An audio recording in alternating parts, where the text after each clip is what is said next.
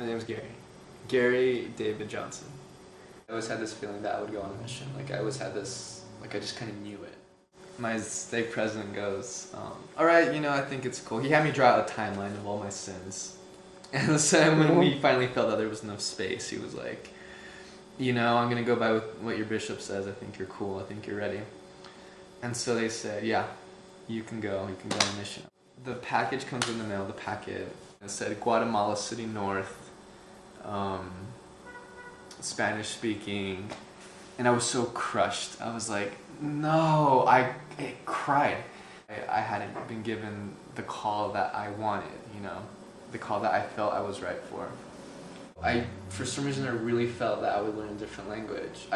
My mother's from Peru, so when I was born, my first language was Spanish, and I didn't learn English until kindergarten.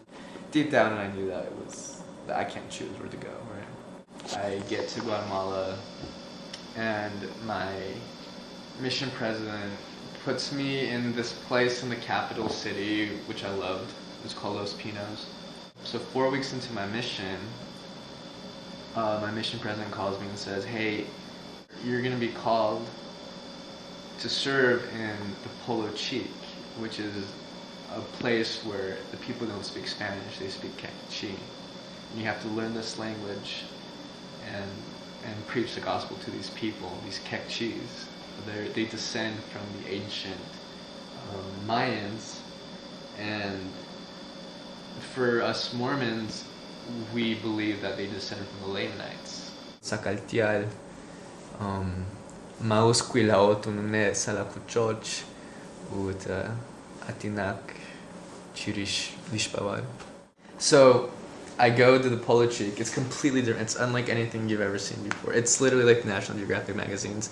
The people live in houses made out of sticks, and their rooftops are made out of leaves. They don't have running water, so every drink they give you is hot because they boil it. They eat tortillas. They have their cornfields and they make tortillas, and that's what we ate. We ate tortillas and eggs and beans because there's chickens and turkeys and ducks everywhere. And as soon as I started preaching the gospel to these people, I kind of, like that feeling I'd had that I was going to learn a different language, it was fulfilled. It came true. One of our branch presidents was actually illiterate, and so like we do tithing and stuff like that. I remember going to the church and getting out the bishop's manual and reading the bishop's manual because our branch president really couldn't understand it. And then having these meetings with him, telling him how to run the church with me and my companion. And it was frustrating, but at the same time it was really cool. And I really felt like part of the reason that I was there was to help to help the churches, like to help them know what to do. And I realized that this tiny little piece of the world, the Polo Chic, where only 500,000 people speak this language called Quechua, this tiny little chunk of the world was where I was meant to be. I was bred. My whole life had been leading up to me preaching the gospel to the Quechua people. I knew it. I think the second day that I went out tracting and went out doing visits and stuff like that, I was like, this is it. You know, there's no other place. This is God totally. There was a sync between me and him. I knew, he knew. This is where I was supposed to be. But then I started noticing like all these smaller bumps, like all here, and they were like, they just didn't feel right. This thing just kept getting bigger and bigger and bigger. It just got to the point where it's like my neck was like twisted, and so like my head, like if I would try to put my head straight, I couldn't even put it straight because it was so the mass was like so huge. I was like, dang, you know, this is crazy. I really should tell someone. So I told my mission president's wife, go to Coban. There was some urgency with me. I knew that I was sick.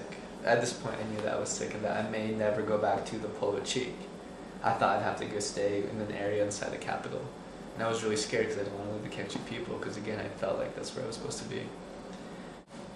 The mission president's wife went with me and my companion to the oncologist. And he was just like, it's like, all right, come sit down. And he goes, all right, I'm a cancer doctor, I'm a cancer specialist, and almost 100% sure that you have cancer, that you have lymphoma. We left the doctor's office, and my mission president's wife was like, you know, do you need a minute? And then she said, what? She's like, how do you feel? Like, are you worried about your health? What are you worried about? And I said, honestly, I'm just worried about going home. I don't want to go home. I don't want to leave my mission. It's the last thing I want to do.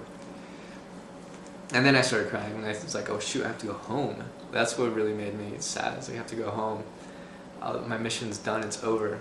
I've been here for 7 months, now I have to go home. And then like that's when I like started crying, and that's when it kind of got bad. Like when I felt really bad, when I felt really sad. I came home kind of like excited to get treated so I could get better again and go back to Guatemala, but super bummed out, like the most bummed out I've ever been. Then I come and I see the doctors at Huntsman Cancer Institute. After my chemo was done, I asked my doctor, I said, will I be able to go back to Guatemala? And she goes, she's like, you know, I'm worried about you going back to Guatemala. I was super, that kind of like, that's another like heart, like I was doing really well, but then like my heart was broken kind of like because I knew I wouldn't be able to go back and see the kekchis. I was thinking about like, I'm thinking about right now like of all the little kids that would like run across the village, yell out our names, come knock on our door, how you could pick them up and throw them. They thought it was the funnest thing because you're so much taller than their parents, and their parents would never do that anyway. And so we would thought about how tan I got. I thought about now it seems like a dream.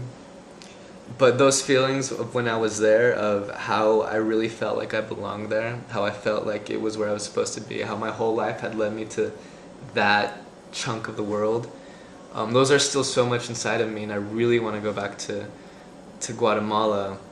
I think it's such a bummer that like I have cancer. It just doesn't seem right. It's just whatever she says. She needs to write a letter, and then that's what's gonna determine where you go. It's not even a matter of revelation anymore. It's a matter of what she says. Cancer really sucks. Like chemotherapy is like I think the worst physical thing I've ever gone through. Like it's terrible.